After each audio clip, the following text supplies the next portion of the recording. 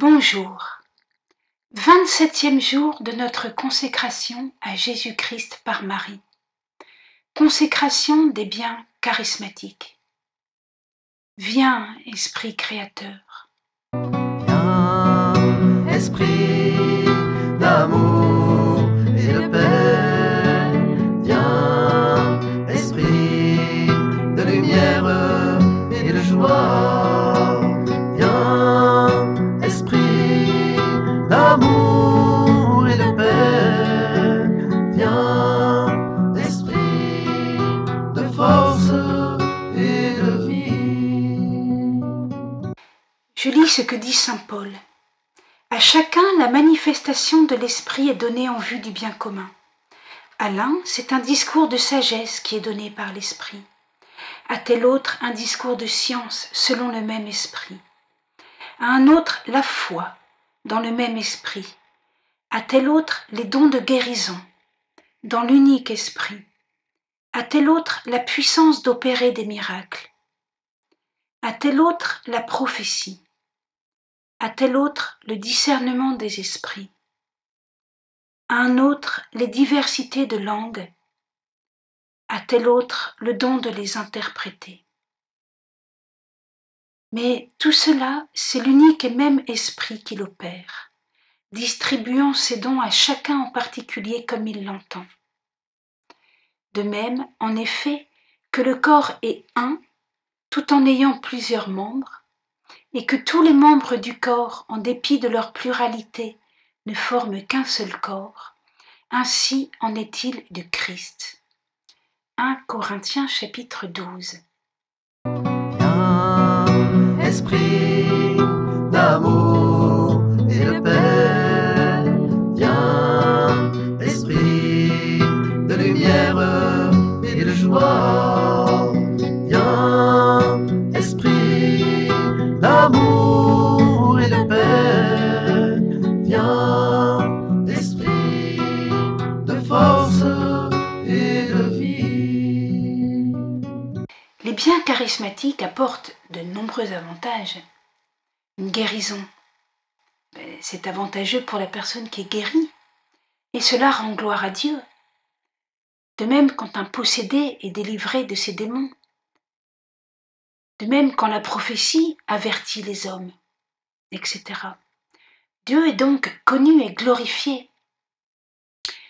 Ces œuvres charismatiques peuvent cependant être accomplies par quelqu'un qui n'a pas la charité, qui n'est pas en état de grâce.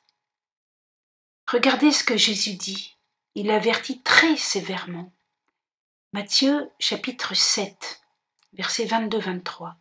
Beaucoup me diront en ce jour-là, au jour du jugement, « Seigneur, Seigneur, n'est-ce pas en ton nom que nous avons prophétisé?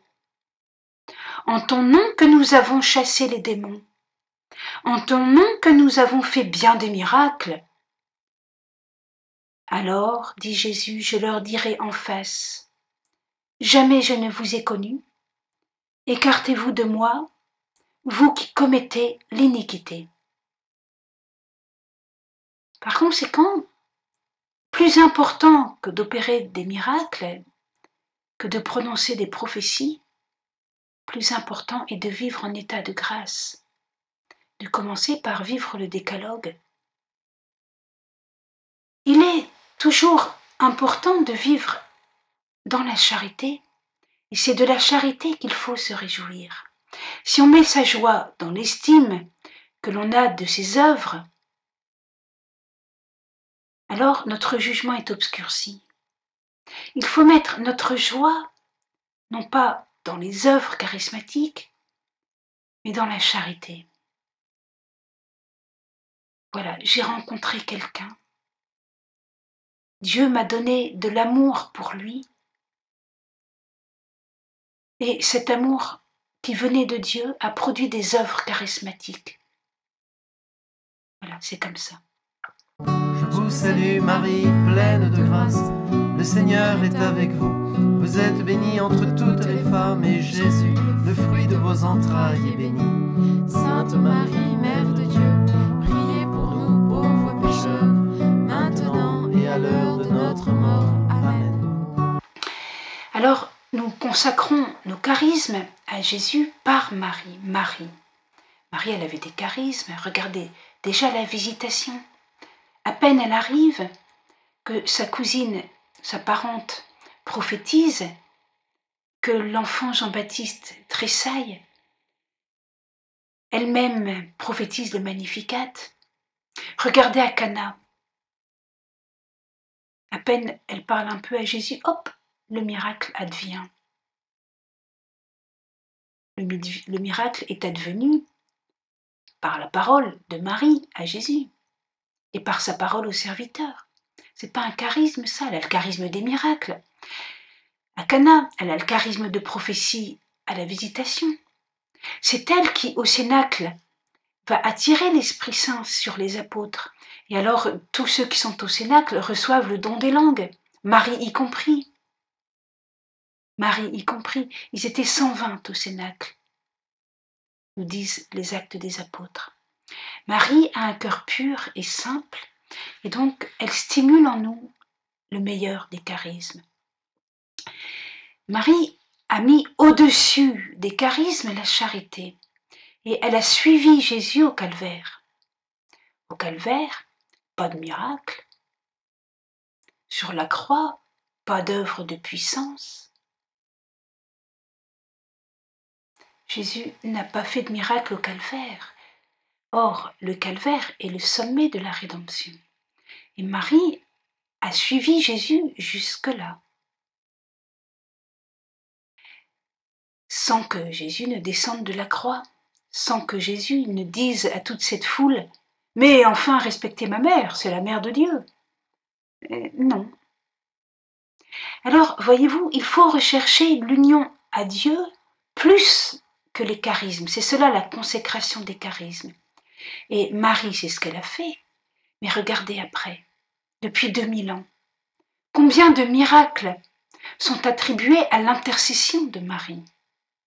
Combien de sanctuaires mariaux? Combien d'apparitions mariales? C'est pas des charismes, cela? Donc le fait de savoir suivre Jésus jusqu'à la croix va finalement augmenter les charismes, les élever à un degré éminent, à un degré que nous n'aurions pas deviné. Lisons encore Saint Jean de la Croix qui nous accompagne dans cette consécration. J'ouvre ici une parenthèse. Beaucoup de ceux qui font la consécration à Marie pensent à Saint Louis-Marie de Montfort. Mais n'oubliez pas que Saint Louis-Marie de Montfort, comme son prédécesseur Bérulle, étaient des gens qui connaissaient très très bien les œuvres de Saint Jean de la Croix. Il y a d'ailleurs de nombreux points de contact entre les œuvres du Père de Montfort et les œuvres de Saint Jean de la Croix. Je lis. Quand l'âme dégage sa volonté de toute affection aux témoignages et signes sensibles, elle s'élève à une foi plus pure, que Dieu lui infuse et élève à un degré beaucoup plus éminent. Il augmente en même temps en elle les deux autres vertus théologales, l'espérance et la charité. Voilà, cette charité qui fait des miracles. Prière de consécration. Au nom du Père et du Fils et du Saint-Esprit. Amen. Sainte Marie, Mère de Jésus, je désire ardemment te ressembler. Avec toi au Cénacle, je demande l'Esprit Saint et ses charismes. Avec toi, je remets tout cela à Dieu, qui est si proche, lui qui est l'auteur de tout bien et le but ultime de ma vie. Je te choisis aujourd'hui, ô Marie, pour ma mère et ma reine. Je te livre et consacre en toute soumission et amour mes biens charismatiques. Selon ton bon plaisir, à la plus grande gloire de Dieu, dans le temps et l'éternité. Amen. Gloire au Père, gloire au Fils, au Saint-Esprit,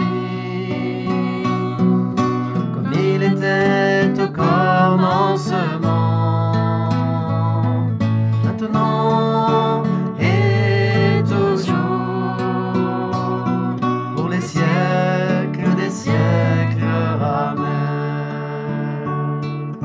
Dieu saint, Dieu tout-puissant, Dieu notre Père, prends pitié de nous et du monde entier.